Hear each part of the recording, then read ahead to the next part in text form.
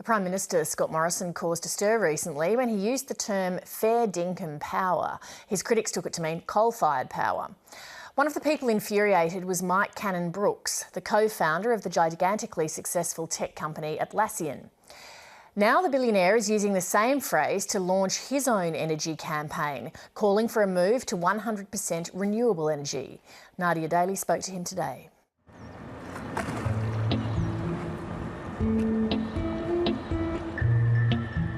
When it comes to his daily commute, billionaire Mike Cannon-Brookes likes to keep things low-key.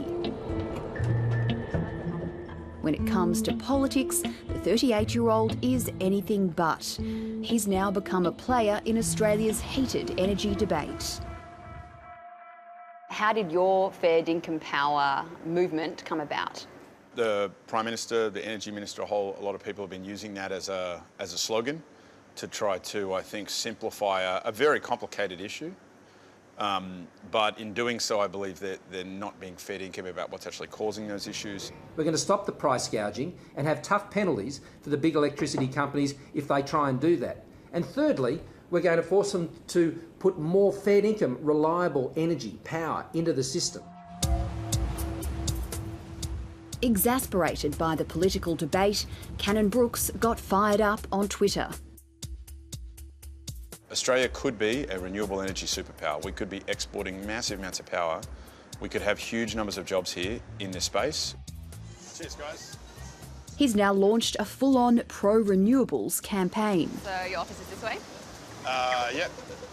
We're everything from trying to get people to use the term in the correct way, if you like, and then going through doing some economic modelling, putting out a series of policy changes we'd like to see in the upcoming election.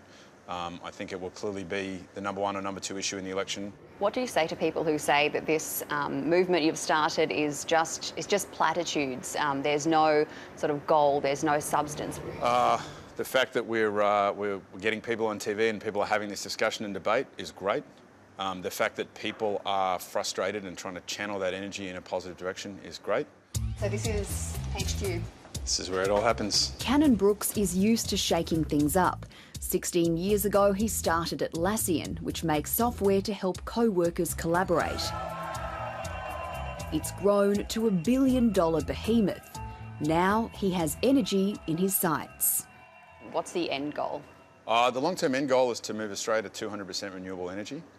That would get us both a lower cost of power in the country and also a huge industry in terms of exporting power to the rest of the world.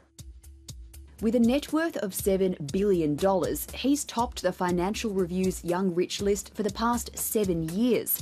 But Cannon-Brookes reckons he's got a good feel for ordinary people. Do you mind me asking what your own power bill is?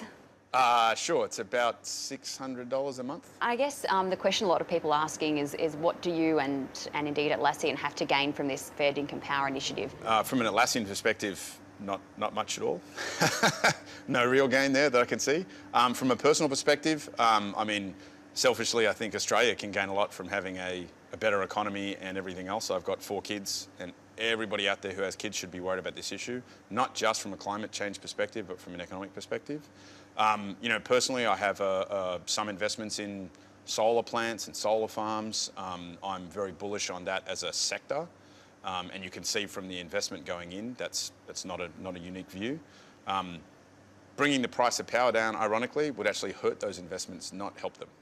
What would you say to Australians, say in coal mining towns like Singleton, who might take issue with your calls to scrap coal? Sure, I think the government has to lean into, from a job creation point of view, it's factual that solar and wind are generating far more jobs than the coal industry ever has.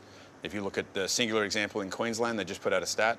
The current in progress and planned solar and wind projects in Queensland are about 35,000 jobs in construction and a few thousand jobs in ongoing running of those plants.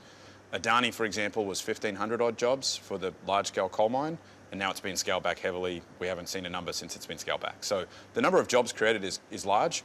The government needs to lean into that and see that and work out retraining programs and work out how can we get people. I understand that people are scared if their job's threatened, they get defensive, but there's many jobs being created that we need to lean into.